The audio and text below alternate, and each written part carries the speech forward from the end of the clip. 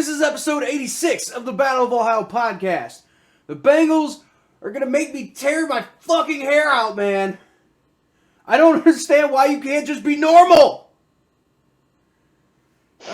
They lost to the 49ers, and now they're out of the playoff picture, and they're trying to get back in, even though they started so well this year, and they have so much talent on this team, and it's fucking infuriating, man. The Browns actually helped the Bengals out by beating the Ravens in this week in their rematch after the bye week, and that was awesome. But it ended up only being good for the Browns. It's still kind of good for the Bengals because we still have a little bit of that cushion. But it was really good for the Browns because everybody in the AFC North was terrible, and the Browns are right back in this division race now. Luckily, the Steelers are basically done because why Thomas? Because Pittsburgh still sucks. That's you right. suck, Pittsburgh. Welcome to the Battle of Ohio podcast, where we follow the revival of the historic rivalry between the Cincinnati Bengals and the Cleveland Browns.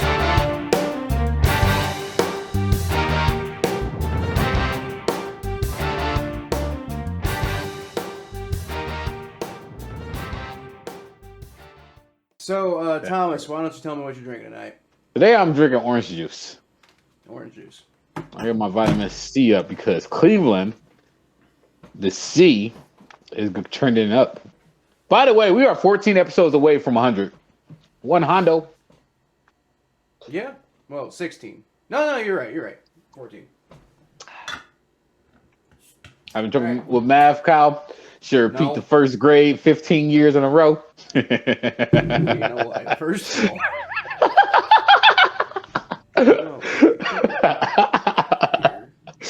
No, it's just gonna stay there. Okay.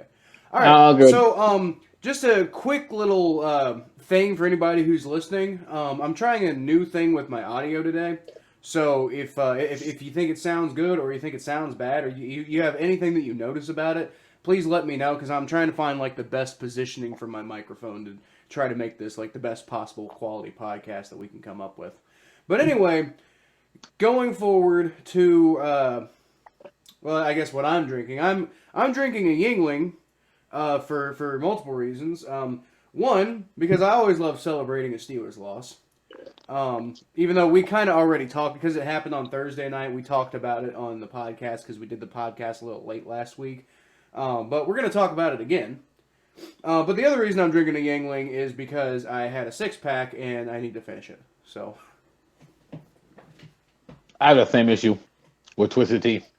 That's why I come on drinking Twisted Tea on the podcast. It was at one point where I had a 40-pack of Twisted Teas from Crate like that, and I was like, damn, I don't do all this Twisted Tea. I want to drink it on the Battle of Ohio podcast. I had a feeling it was something like that. So we've all been there. Let's go ahead and jump into these games then, Thomas. We're going to save the best for last, which means Browns are going second. Because this Bengals game was a fucking joke, dude. I am so sick of watching this team.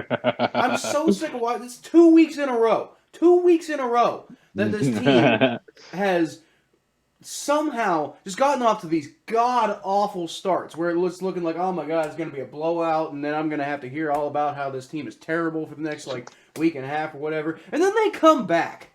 They come back and they like in the case of the Chargers game, they almost took the lead. In the case of the 49ers game, they almost took the lead on multiple occasions, but they definitely brought it to overtime. And then some crap happened in overtime. Basically, there were so many missed opportunities, Thomas. I was seething on the side I was seething in my section. I was seething in the stands, Thomas. I was so mad watching this team just shit the bed over and over and over again. And it was a multitude of different things. I'm just gonna I'm sure you've heard, if you've been paying attention to anything Bengals related, I'm sure you've heard the name Darius Phillips over the last couple of days because Darius Phillips muffed punts back to back While we were in the middle of, like, you know, having these really strong defensive stands, and the offense was kind of struggling to get anything going. But the point being was we were being really competitive with the 49ers, and then Darius Phillips just gives the ball right back to the 49ers. And what's incredible is the defense still didn't allow 14 points out of that. They almost only allowed like 6 points out of it, but then Von Bell had a taunting call, and I mean it was by the letter of the law, it was correct that it was taunting, but the rule is stupid. Calls. I hate the taunting call so much, man. It's so stupid. But yes, it is the rule, and yes, Von Bell needs to not do that. So I'll grant you that, but at the end of the day, it did. It set the Bengals back pretty significantly. They went into halftime with like a miraculously only down 11 points. It was like 17-6, and I was looking at my dad. I'm like, I don't know how on earth we are only down 11 points right now, but if we can get our crap together, we can go win this game. And man, they didn't. They didn't get their crap together. Darius Phillips muffin punts again. Stanley Morgan came in for Darius Phillips, and he muffed a punt. It got to be the point. It got to be. I don't like if you were watching the broadcast, and I know I wasn't watching the broadcast myself because I was at the game, but I know this showed up on the broadcast because I had people texting me about it, and they were like, "Holy crap, is this really happening?" But it got to the point where when the 49ers would punt the ball and it went for a touchback, or like it rolled out of bounds or something, we started cheering in the stands. We were like, "Yeah, he didn't have to catch the ball. He didn't muff it." It was so disheartening to watch that. And what was even more disheartening, Thomas, was the fact that Joe Burrow, this freaking dude, Joe Burrow, leads this team back. Jamar Chase finally gets his head out of his ass because he was not having a great game up until like the second half. But he finally gets his head out of his ass, starts making big plays, and you know there's this amazing touchdown that I'll talk about later. But basically, Joe Burrow gets the game tied up, and then Joe Burrow drives them down the field in overtime. We win the coin toss. All we got to go do is get a touchdown. Joe Burrow's driving, and I'm going to turn that on silent. Joe Burrow's driving, and he's going down the field, and he's hitting all his targets, and we get down the field, and Zach Taylor's like, "I think I'll run the ball." Bro!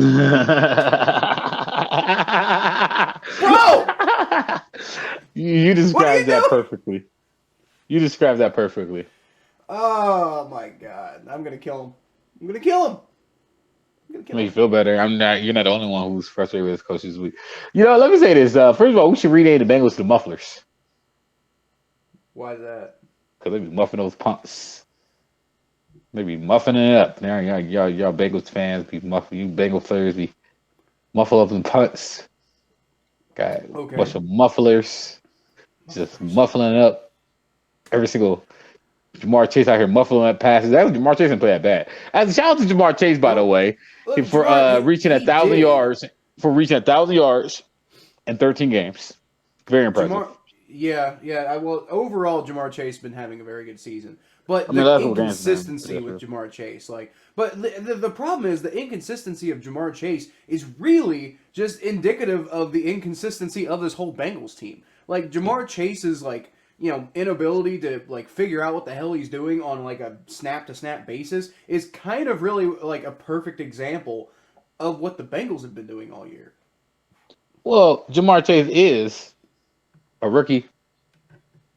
Well, I think that's the one thing. Jamar Chase has an excuse.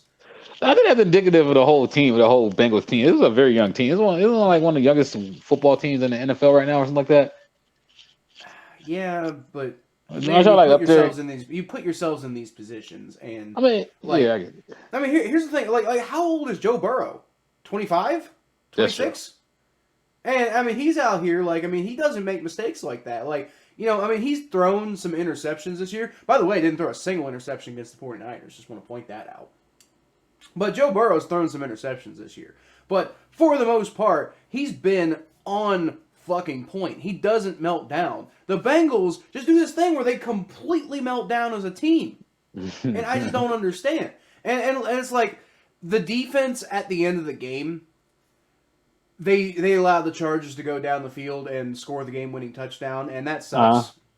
But I feel more bad for the defense because I feel like the defense did everything in their power to give the Bengals a chance to win this game, and they just could not do it. They couldn't do it because special teams was a nightmare. Like Evan McPherson missed a kick. But Kevin Huber had a bad punt. The whole of special teams was just a complete nightmare. And then the offense was, like I said, inconsistent, and it had a lot of trouble getting things going early. And then they did get things going in the second half and in overtime, but like I said, for some reason Zach Taylor was just like, I'm going to do a really dumb game plan. I think that would be fun. Well, somebody wants to... And not only did they hand it to Joe Mixon, Thomas, but Joe Mixon had been having like less than 3 yards per carry to that point. Isn't Joe Mixon like the second or third leading rusher in the entire NFL right now? Oh yeah, he's been having a good year, but he was not having a good game. Is my point. Like that in the game, he was doing really badly. And it wasn't just him. Samaje Perine wasn't doing well either. So it was just like the Bengals couldn't get anything done in the running game. So why on earth, when you've been having everything work perfectly, almost perfectly, in the passing game, the whole game, and that's the reason that you're sitting here, ready to potentially go win this game, is because the passing game got its, figured out how to go do something. Not the running game. Not at any point in this game did the running game. I think there may have been like a couple of runs here and there that were good, but they were not strung together. They were very few and far between, and for the most part, the runs just been getting stopped all day. So what on earth makes you think that it's a smart idea to go try to force the thing that hasn't been working all day? And Zach Taylor at the end of the game, Zach Taylor said, like, I believe what he said was, the 49ers, their game plan was basically to try to, like, stop the pass, and they were just daring us to run the ball. And it's like, well, there's a reason they were daring you to run the ball. Because you couldn't get it done. That's great. Because, Thomas, they were missing, I think, all three of their starting three cornerbacks. They were so depleted in the cornerback core that they basically had to like try to tempt you as much as they could to run the ball because they knew that they couldn't defend the pass because you're going up against T. Higgins and Tyler Boyd and Jamar Chase, and you basically have no cornerbacks left. That's a tough Broncos team y'all playing next week too. That's a tough Broncos team y'all playing next week too. Not really. Like a very beatable Broncos team, but. They kicked the Lions' ass. So did we. Hey, they also beat the Chargers. Well, okay. I mean, we didn't. But I mean, the Broncos in general this year have been like really good against bad teams, and really super inconsistent. Mostly not so good against good teams. Well, I mean, the last like 3 weeks they won one and lost. They won a game and lost a game.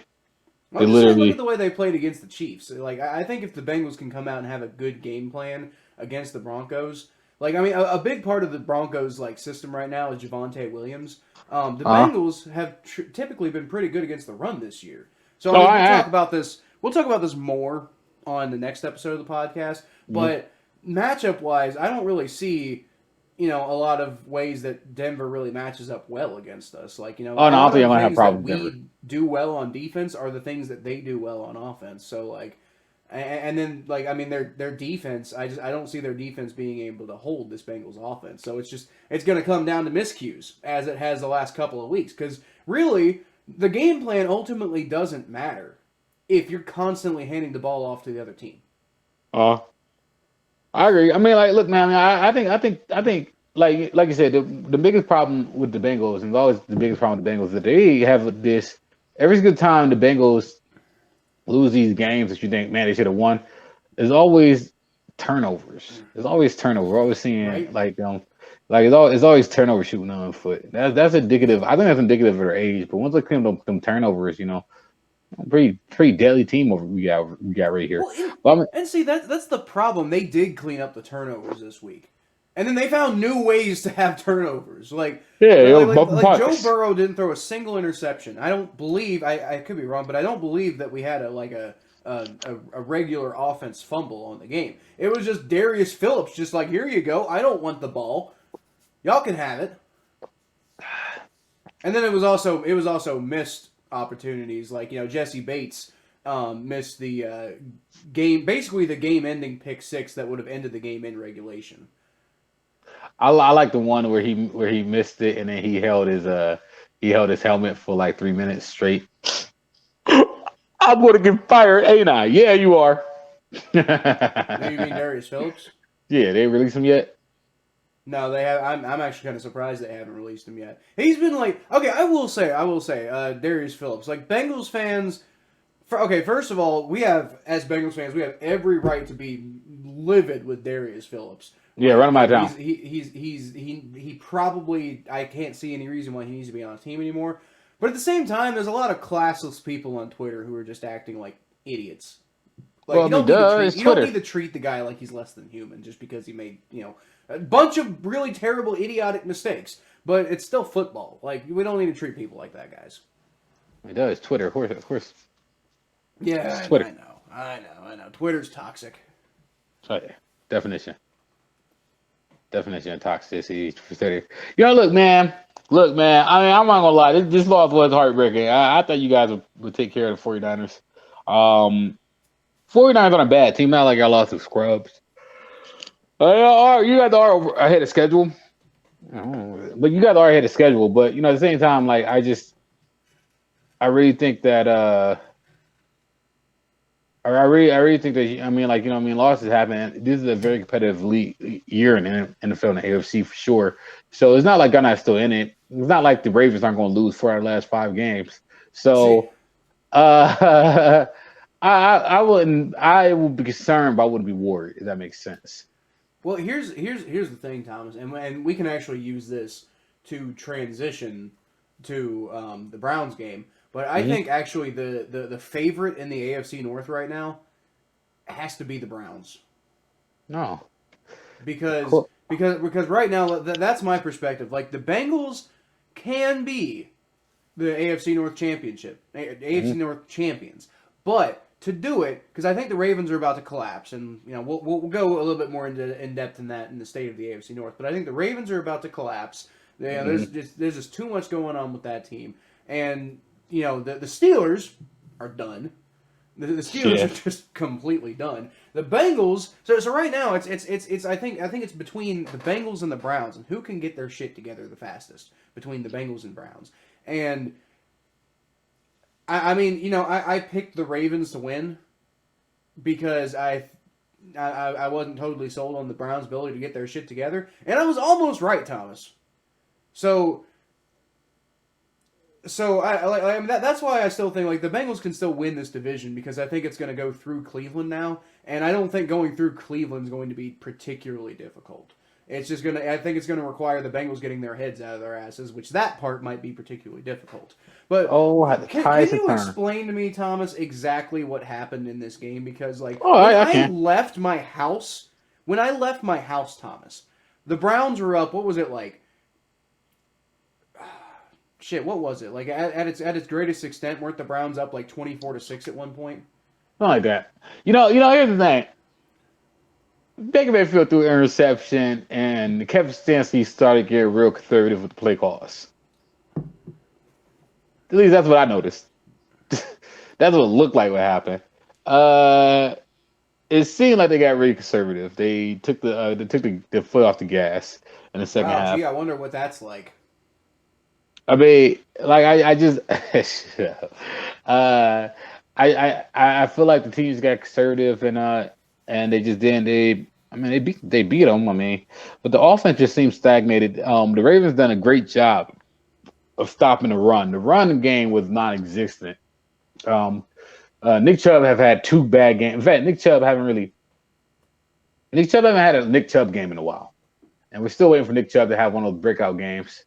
But when he does that, when he does that, they'll be fine, and that's just a matter of time, honestly. Yeah. That's just a matter of time to that happen. So like, but the thing is that like I said, you wish they could have won more handedly, considering the fact that Lamar Jackson wasn't in the game.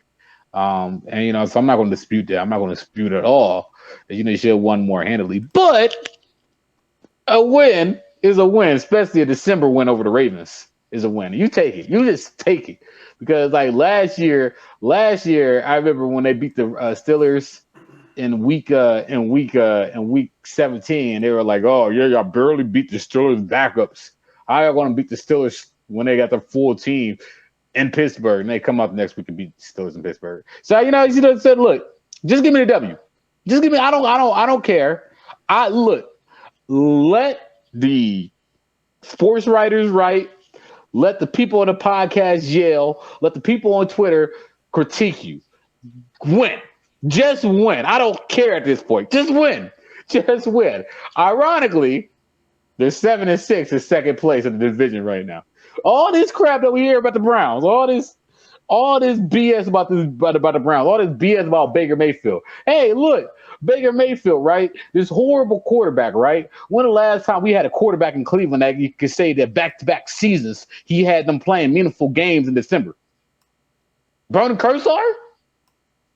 But wait, hold on. But we got to sit here. We got to blame everything on everybody, man. Come on, man.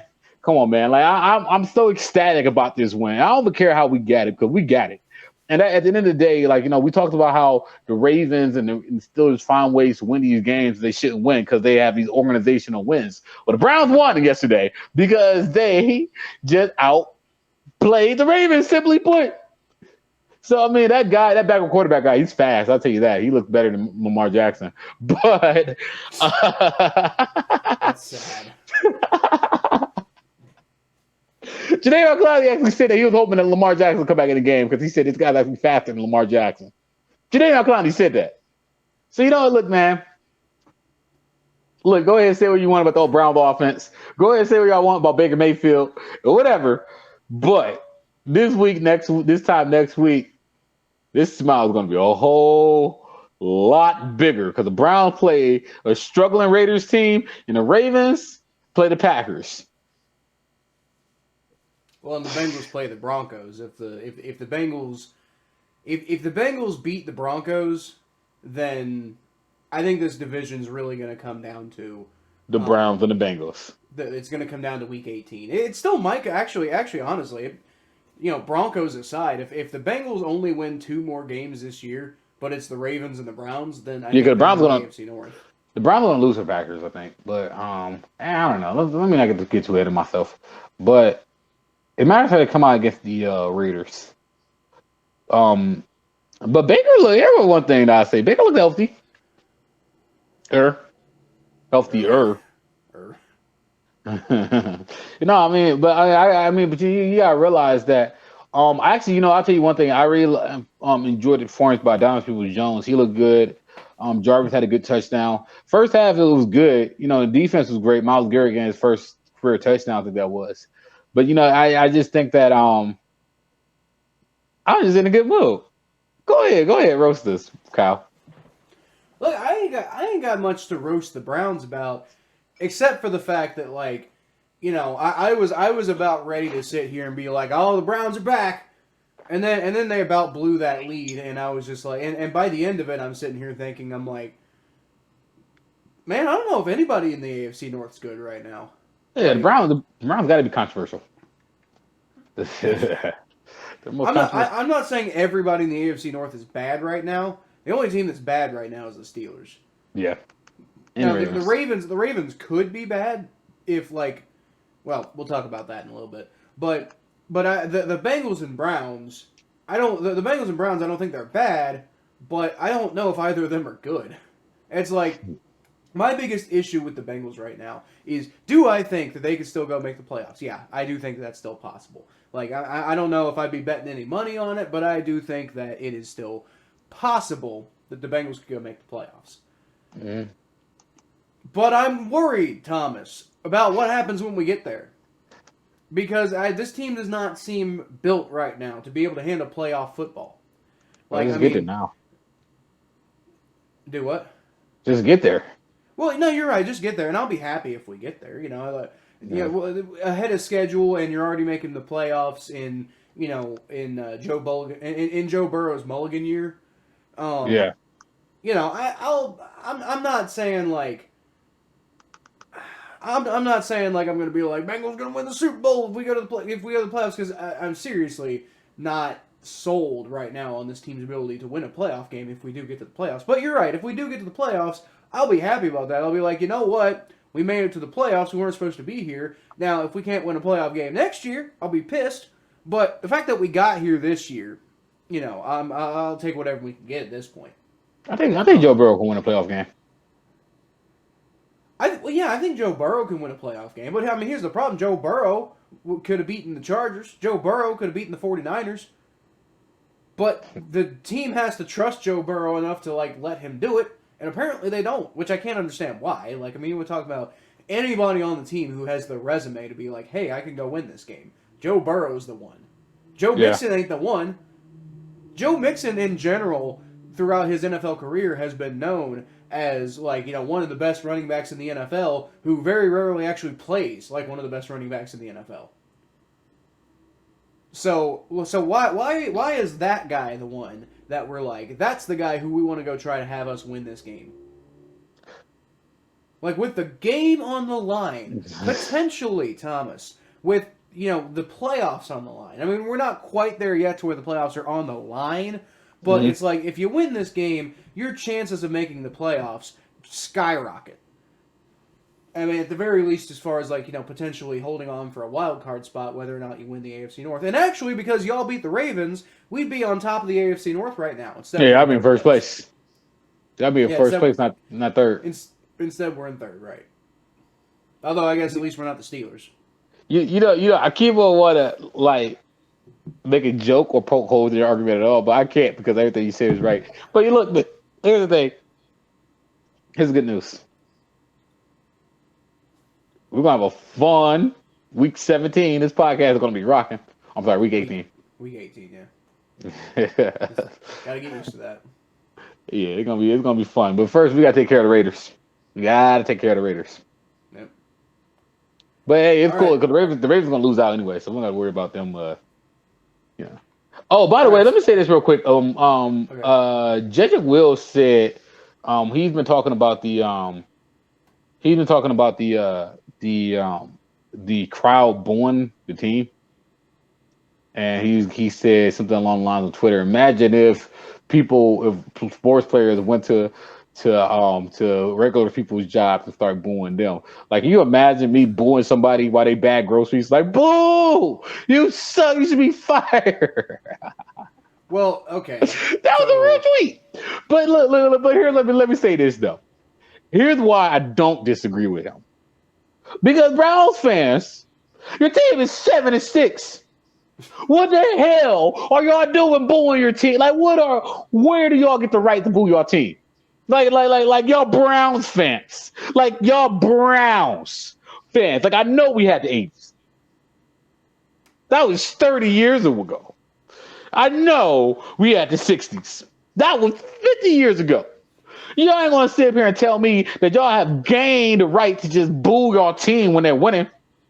I spent hard-earned money on this team. So, you entitled ass fan that haven't done anything? I don't know. I'm not gonna come after the fans. I love y'all. Y'all good people. Shout out to the Mooney Lot. But anyway, all I'm saying is stop booing the players. It's not worth it. Our team's 7-6. Chill, y'all. I disagree. I think if you spend, especially with how much tickets to football games cost, I think those tickets were. And dude, we talked about it. $30. Yeah, for the worst seats in the house. Good football tickets, no matter what, are fucking pricey, dude. Yeah, I know. Football tickets are expensive. I get it. But y'all won. They won. What y'all booing for? Well, why? Okay, fair, but why y'all booing a team that's winning though? That's fair, but from the sounds of it, this tweet that you're talking about, he was saying that booing the football players at all is bad, and it's no, dude. If the team's bad, you boo. You let them know that the product isn't acceptable. That's not that I mean, I get, like, you know, showing support for the players. Like, when Bengals fans were booing the Bengals in week 1, I was like, guys, come on. But, yeah, booing the Bengals for, like, the series of terrible decisions that they're making against the 49ers. Like booing Darius Phillips for his second muff punt. Yeah, I don't think that there's anything wrong with that. I was participating. I was like, boo! Boo! I don't like you! Yeah, you know what it is though, Kyle, is that I hear a lot as a Browns fan. I heard all year as a Browns fan, we won, but it feels like a loss. What the hell does that mean? Well, considering y'all just lost to the Ravens, I feel like barely beating them is a win no matter what. Hold up. We won, and we got a chance to be in first place next week. But it feels like a loss. You want to know what a loss feels like? The end of your season. That's what a loss feels like. That wasn't an actual loss. Yeah. And I heard that. I think the Browns won 7 games. I think I heard people say that 4 or 5 times this year. We won, but it felt like a loss. Like, I get it. There are times to say that. When Myles Garrett hit Mason Rudolph inside the head of the helmet, I consider that a win. But if y'all consider that a loss, I understand why y'all consider that a loss. Like, I get it. I get that reference. But, like, come on, Browns fans. Like, seriously, guys. Y'all 7-6. Y'all playing meaningful games in December. Relax. Enjoy your win. And go Cavs. All right, we can move on to the fantasy league. Or the underrated players. Yeah, we're moving on to the underrated players. So, Thomas, give me your underrated player for the Bengals. Who should I pick? You go first. Okay, you're probably. I can't imagine you're going to pick the same guy I picked. No, probably not. All right, so my underrated player this week for the Cincinnati Bengals is Joe Burrow. Because I promise you, Thomas, I don't care how good you think this guy is. He's better than that. Joe Burrow is the fucking truth, and I promise you, you are underrating him, no matter how good you think he is, because he is freaking insane, man. Like, he had 125.6 passer rating. All he did today, on Sunday, yesterday. What's today? Monday? Today is Monday. All he did yesterday was throw 25 completions on 38 attempts for 348 yards and 2 touchdowns. Didn't throw a single interception the whole game. He put this team on his back, and he led them all the way down the field multiple times near the end of the game to put this team in position not only to come back from a seeming, it was only 11 points, but it was still a seemingly huge deficit. And he led this team all the way down the field.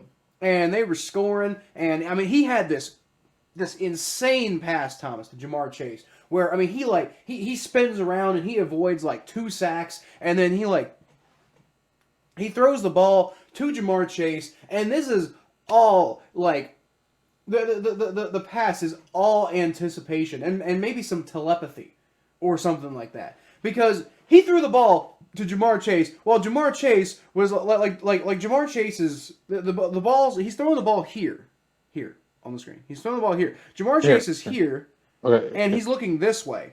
Okay, he's looking this way. He's looking. But Joe Burrow threw the ball here because he knew that Jamar Chase was going to turn the hell around and go catch the ball out of nowhere.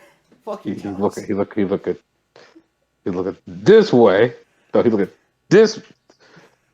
this way, and he threw the ball here. Fuck you, Thomas.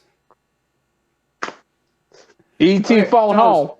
Thomas, I want you to look at the door in your room, okay? Okay. Okay, I just threw a pass to the Browns logo. If I had done that, do you think you'd be catching that ball? Yes. Exactly. You don't even know where it is. Well, no, because look, because the reflection of the screen is like a mirror. So like Exactly. everything's like Exactly. Point is, Joe Burrow somehow knew exactly what Jamar Chase was going to do. Jamar Chase goes and tiptoes across the backfield line, actually to the point where people were sort of thinking he had gone out of bounds and was ineligible to catch that pass. But they reviewed it and they said that was not the case.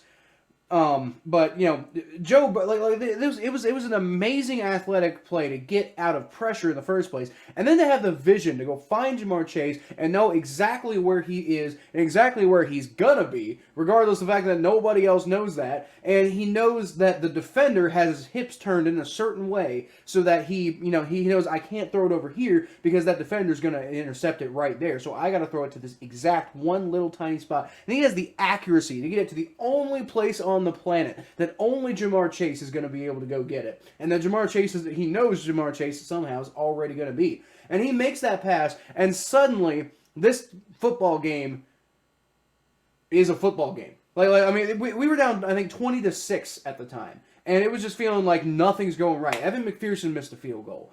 Jesse Bates, I don't think it had his missed interception at that point, but point being, this was after the muffed punts and everything. Everything was feeling like it was going against the Bengals. And Joe Burrow gets this touchdown to Jamar Chase. Suddenly, we're only down 7 points with like 9 minutes left to go in the fourth quarter. And the Bengals are driving. And because of Joe Burrow, the Bengals had a chance to go win this game. And honestly, if Zach Taylor had let Joe Burrow throw the ball instead of handing it off to Joe friggin' Mixon, then I think that we would have won this game.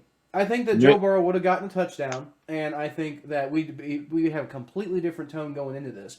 Because, Thomas, right now, I'm telling you about all these terrible things that happened. I got a very angry tone in my voice and everything, but like you sound very angry. Right after Joe Burrow made all these plays, I was starting to think about all the good things that I was going to come say on the podcast. All the look at this cool thing we did kind of, energy and vibe. It turns on a dime, I'm telling you. The only reason I had the opportunity to turn on that dime was because Joe Burrow just got them in position out of nowhere. No quarterback in Bengals history would have ever been able to do something like that. No quarterback that I think, there's maybe 2 or 3 quarterbacks in the NFL today who would be able to just turn things completely on a dime like that. Baker Mayfield ain't doing that. Lamar Jackson's done it, but Lamar Jackson's had a lot of insane stuff go his way. But this was Joe Burrow creating the situation. Yeah, I'm talking about Marquise Hollywood Brown. Ben Roethlisberger used to do stuff like this in his prime, but he ain't doing that anymore. This is Tom Brady shit. Why you have those shots at my quarterback? Why you have those shots at my quarterback? Hey, I wasn't. I was mostly just I brought Baker Mayfield in mostly to just express how many quarterbacks are not doing these things. And Baker Mayfield's a fine quarterback. I think Baker Mayfield has the potential to be a top 10 quarterback in this league. I don't know if he's playing like it right now, but I think overall he could be a top 10 quarterback in this league. But Joe Burrow, his potential, he could be the best. Hands down. Just because of that clutch gene that he has. I don't know. Not the clutch gene and the leadership and just the ability to look past everything when it's falling all to pieces and stuff like that, man. I have so much respect for Joe Burrow after watching that game. And it is such a shame that Zach Taylor took the ball out of his hands because that could have been one of the all-time great wins in Bengals history that we'd be talking about for years and years and years. But instead, we're on here talking about how Zach Taylor's an idiot and how Darius Phillips can't, catch a punt to save his life. We're talking about how Jesse Bates is having this, bad season and he had the opportunity to turn the whole narrative on its head by getting the pick six. And then he dropped it, and then instead we're talking about all the bad stuff, but we could be talking about this as one of the greatest games in Bengals history. Well, with all that said, I'm just going to tell you my underrated player is all right. Tyler Boyd. Because, for one reason only, he's not underrated, but he did do an underrated thing. All those muff punts, the Bengals did, they were like, let's throw on Tyler Boyd. Yeah, eventually. I yield my time to the chair. Well, I told my dad, Thomas, after the first muff punt, because we've had issues with Darius Phillips, doing stupid things a lot this year. I mean, this is the first major issue he's had with like repeated muff punts. But I mean, he's had like bad decisions returning it out of the end zone. I'm not the biggest fan of him. So honestly, the second he had that first muff punt, I was like, okay, I'm done with Darius Phillips. We need to find somebody new to return these kicks. And I turned to my dad. I'm like, who could we put back there? Because the only reason Darius Phillips is in there is because our main returner, Brandon Wilson's out for the year. So, I mean, who can we put in there? Chris Evans is out. He's got some sort of, I think, hamstring injury or something like that right now. So you can't put Chris Evans in. How about Tyler Boyd? You know, give him an opportunity to get the ball in his hands, and he's he's talented. He can break one if he gets the opportunity and he gets in space. And I mean, that's really honestly what the entire art of returning kicks is. It's getting in space. Well, he returned it. He didn't return it. He did a great job of catching it and not muffing it, and because of that, I didn't lose because of him. Yeah. Yeah, Tyler Boyd was good. It was a good performance from Tyler Boyd. Wasn't like elite or anything, but he was solid, and he definitely was one of the shinier spots of an otherwise very like grimy day for the Bengals. Who's your underrated player of the week for the Browns? My underrated player of the week for the Browns is Tack McKinley. Okay.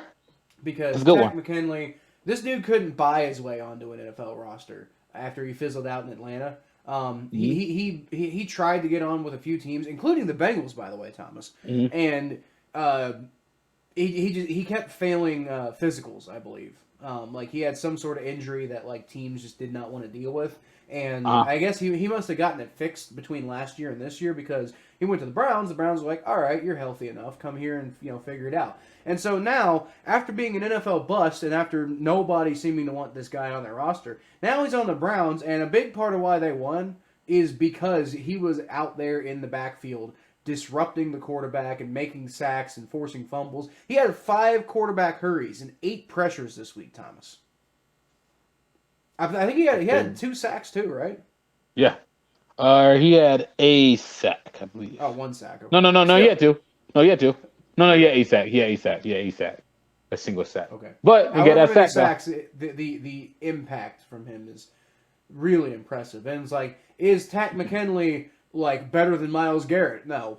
But Tack McKinley, for what you expect out of him, is really damn good.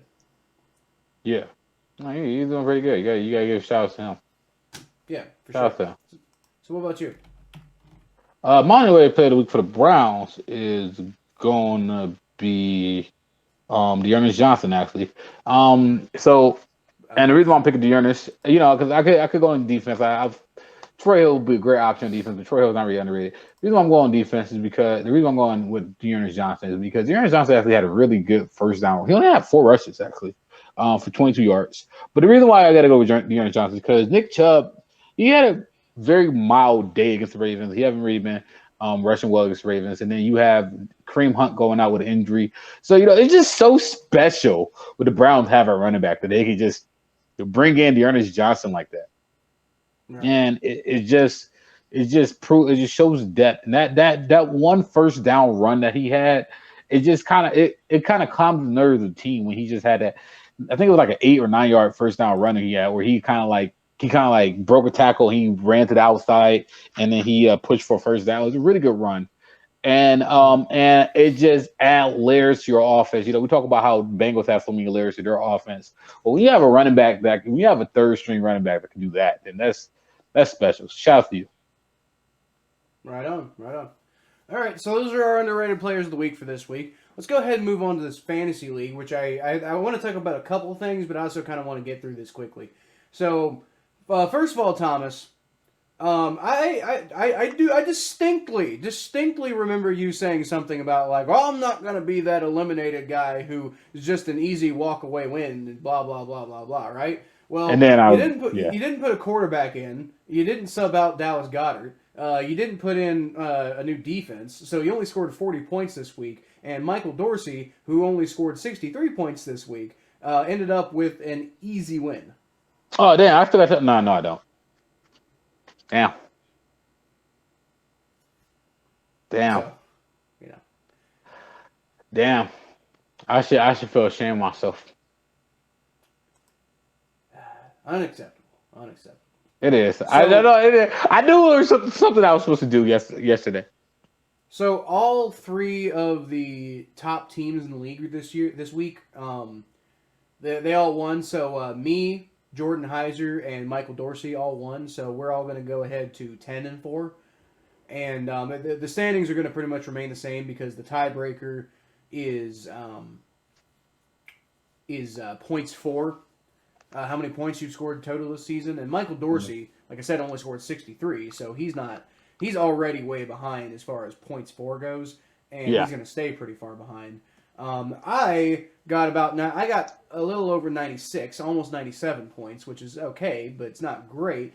Jordan Heiser, on the other hand, had the best game of anybody this week with 139.72. So he is going to stay in first place he's going to have a pretty significant lead now on points for. So most likely, let's see, I think we got 1 week left before the playoffs. Or no, is this? Are we?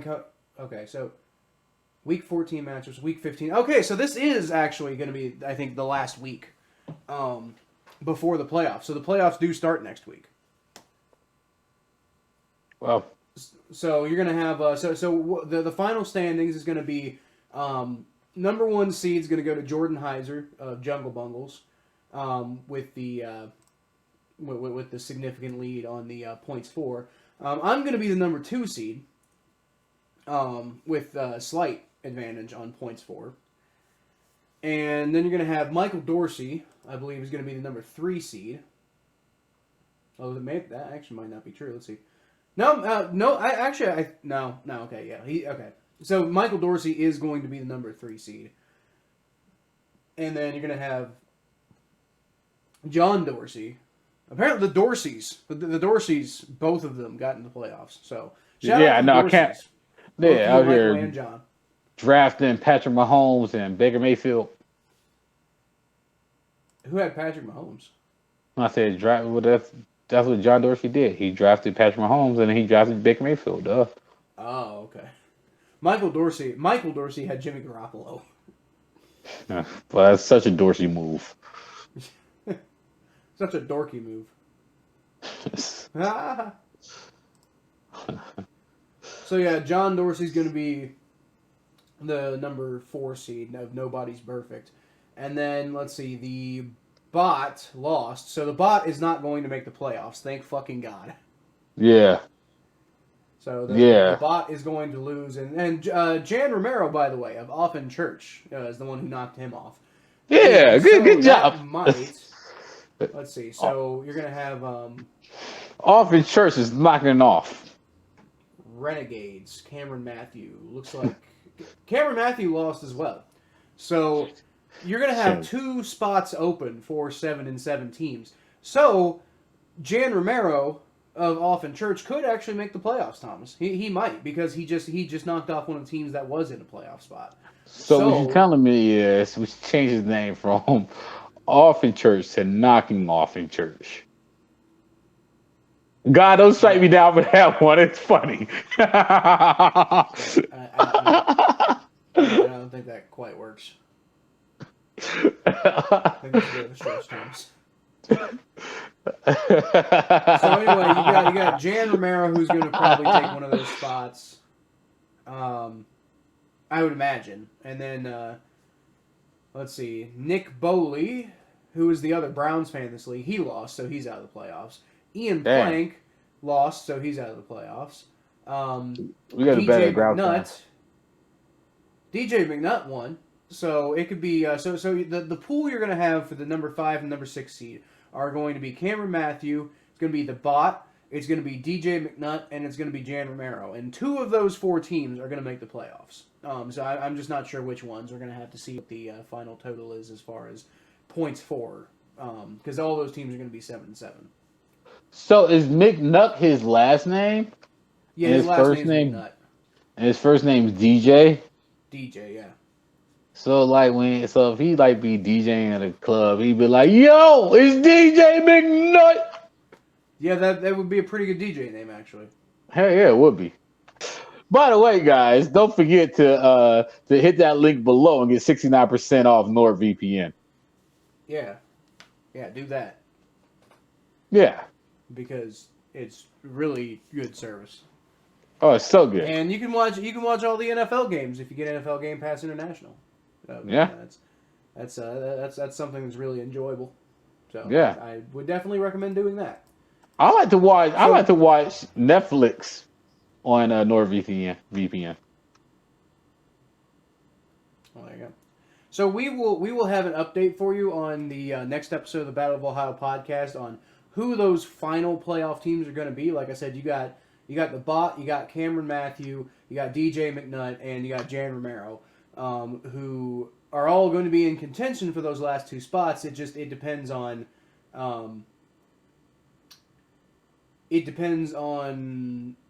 the points for. So if I had to bet based on the standings right now, it's probably going to be let's see, it's probably going to be DJ McNutt and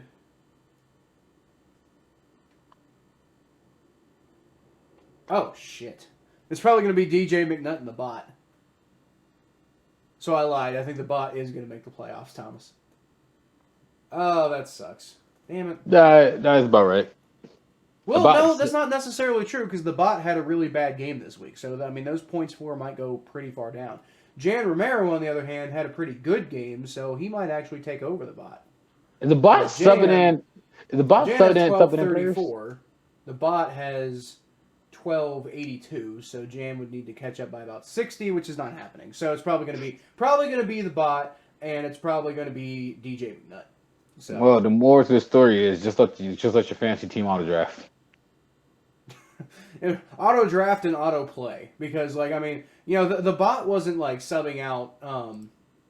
The Bot wasn't subbing out like players and stuff.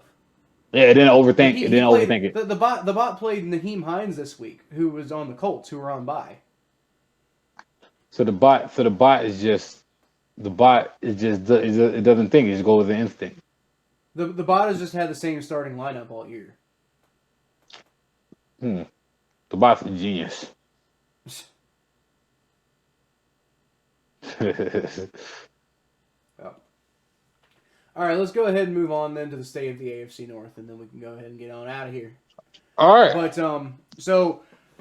let's see. I kind of want to start with the Steelers because we already talked about the Steelers, and I just kind of want to get them out of the way real quick. But the Steelers got smoked by the Vikings, and then they put together a miracle comeback, but they still lost.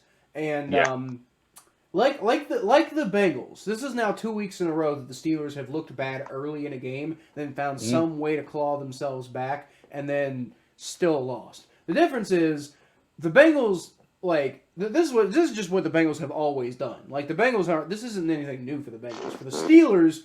The old Steelers would have found ways to win those games because, you know, the Steelers are awful and we hate them. But the Steelers have clearly taken a step back as an organization because that used to be the way that they always won their games was just by, like, you know, these ridiculous comebacks and these, you know, ridiculously, like, you know, flashy kind of things and, you know, Cowboy Ben and all that stuff. And now it's like they can't win those games. So if, like, the Steelers can't do the one thing they've been good at for their entire existence, what even are they anymore? Trash. They are trash. Just like that. Just like how Odell Beckham and Matthew Stafford can't get on the same page right now because they can't know what play to run right now because they're confused in their playbook. The Steelers are trash. And you know what's funny is that, you know what's funny about that loss by the Steelers is that both. Well, wait, hold on. Did the Bengals beat the Vikings? Yeah, week 1. Yeah. Okay, that's what I thought. We both beat the Vikings. So shut that, Pittsburgh. Shut that AFC North group. But anyway, the whole thing is the Steelers are looking really bad right now. Chase Claypool looked like a fool, and then they got a tough schedule coming up. Their offense is still laughable, even though They score points, but they still have a laughable offense. Their defense is okay. TJ Watt is not the defensive player of the year. I'm sick of having this argument with y'all. TJ Watt is not defensive player of the year. And, the Steelers just in last place, and it's just hilarious watching them die. So die, Pittsburgh. Well, I feel like TJ Watt hasn't played enough to really be in consideration. Like, I feel like to be defensive player of the year, you have to play the whole year. Well, everybody's arguing who's better between him and Myles Garrett. Well, I was going to say, in addition to that he's had a lot of bad games, too. Now, I mean, you could chalk up some of those bad games to him being injured and not being at his full capacity. But, point being, how can you be defensive player of the year if you haven't been playing at an elite level all year? Yeah, well, yeah. Myles Garrett, I wouldn't say Myles Garrett's been perfect every single game, but he's definitely been more impactful, I think, than TJ Watt. And a lot of that's circumstance because of TJ Watt, but it doesn't matter because that's what the award is. Yeah, like, I know. You can't win MVP if you have a broken leg all year. You just can't. Okay, that's true. You can't win it. You can't win MVP if you have a broken leg all year. It just doesn't make sense. Because you got somebody without a broken leg out here. Damn it, Van Jefferson. Yeah. That was a good play. I'm playing against. We were talking about fantasy earlier. I'm playing against Van Jefferson in fantasy, and that's not good for me. But I mean, so what do you think is going to be the projection for the Steelers? I don't think the Steelers are going to win another game this year. Listen, Thomas. They might be the Ravens. You know what the rest of their schedule is? Next week they play the Tennessee Titans. Okay. Who, despite all their injuries and stuff, they're still playing tough, and I think are overall a better football team. Yeah, they can beat the Steelers. Than the Pittsburgh Steelers. Then they play the Kansas City Chiefs, and I don't know. The Chiefs have just looked like the old Chiefs for the past couple of weeks. It's not looking good. Yeah, they have. Chiefs are good. I don't know. That wasn't my money league. Which league was that then? Oh, well, I'll figure it out later. Then after the Chiefs, they play Cleveland. Now, I mean that one. If the Steelers are going to win another game this year, maybe it's the Cleveland game. And I'm not trying to be a dick here, Thomas. I'm just trying to be like, No, you're right. Like, they did pretty well against y'all earlier this year, and the Browns aren't really doing much better. The Browns are 50-50 every week, and that's the fun part about watching them. We don't know what we're gonna get for them. And also this one's in Pittsburgh, so not that matters too much, but considering what happened last time y'all played the Steelers and the fact that y'all haven't really gotten much better since then, I could honestly see the Steelers winning that game. And I don't like saying that because I don't want the Steelers to feel like they are any good by sweeping one of their divisional rivals. But if they are going to win another game this year, I think it's going to be that game. And then they finish the season in Baltimore. And I know they beat the Ravens, but I don't see them beating the Ravens twice. I don't think they're good enough. Oh yeah, this is gonna be fun. This is gonna be a fun season. This might be a real fun season. All right. Speaking of Ravens. Yeah, speaking of the Ravens. Oh boy, this team, Thomas. What even are they at this point? What is going on? They're about to be the third place team in the AFC North. That's what they are. Here's the thing though, man. Like even their backup quarterback gave them some. Their backup quarterback pretty much did everything Lamar Jackson would have done. Probably more. Yeah. He could actually pass the ball.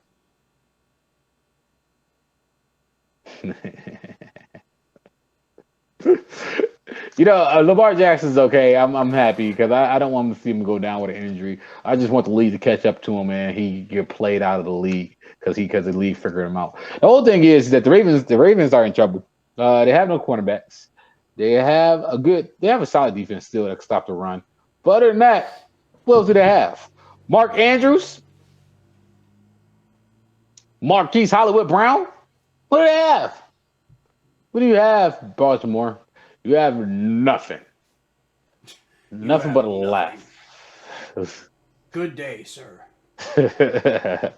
So as the Ravens get smoked by the Packers next week, I can't wait to just laugh at the AFC North. Here's the thing. So Lamar Jackson's hurt, right? Yeah. from the sound of it, it sounds like the Ravens are trying to say that he's not hurt that badly. They're saying like, oh well, we think there's a chance that he could play against the Packers next week, which they're gonna need him against the Packers, Thomas. Like if Lamar Jackson's gonna play this year, he needs to play like they're in must win situations every week right now for the sake of their season at all. So, I mean, if Lamar Jackson's healthy enough to play, he's gonna have to play. And, I don't know. I think their backup quarterback is better. Well, I mean, that's fair, but they don't think that. Tyler Huntley, man, he's fast, man. He's faster than Lamar. Yeah, like, this guy go run. I'm like, damn, this guy is fast as hell. Yeah, the beast. Man, I don't know. All I'm telling you is that Lamar Jackson being out, or getting carted off with an ankle injury is potentially, and he just threw a pick, and yeah, I know. that is potentially, like, I mean, you want to talk about, like, it's not just whether or not Lamar Jackson's, like, really, really good as a football player or not. It's not just whether or not he's better than Tyler Huntley. I think he's probably better than Tyler Huntley. But you're certainly allowed to make that argument if you wish. But, no, he's not. But it's not, like, we're also talking about morale of the Ravens. Like, you know, after all of the injury problems they've had, and then for that to happen, like, you know, like, how's that going to affect the locker room? If, like, I mean, like, yeah, they'll probably, like, try to rally around Tyler Huntley and blah, blah, blah, blah, blah. But are they gonna? Maybe.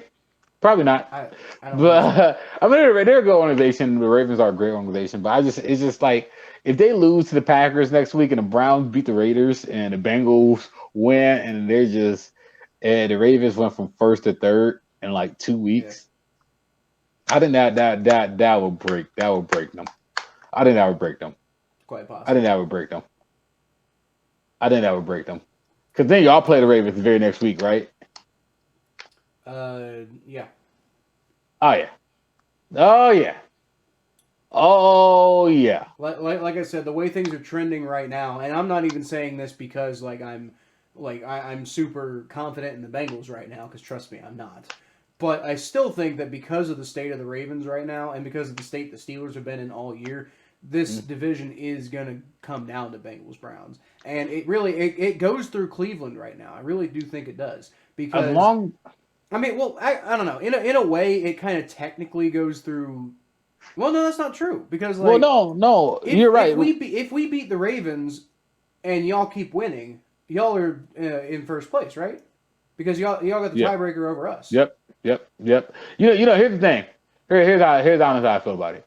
As long as I'm more confident in the Ravens losing to the Packers than I am about the Browns beating the Raiders and the Bengals beating the Broncos. That's how confident I am that the Ravens are going to lose next week.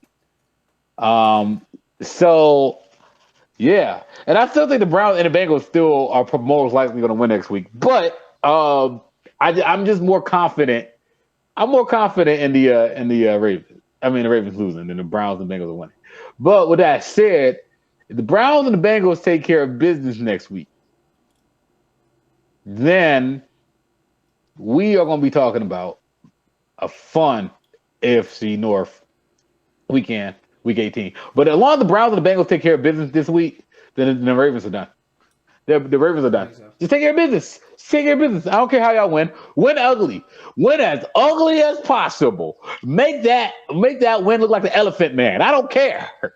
Just win.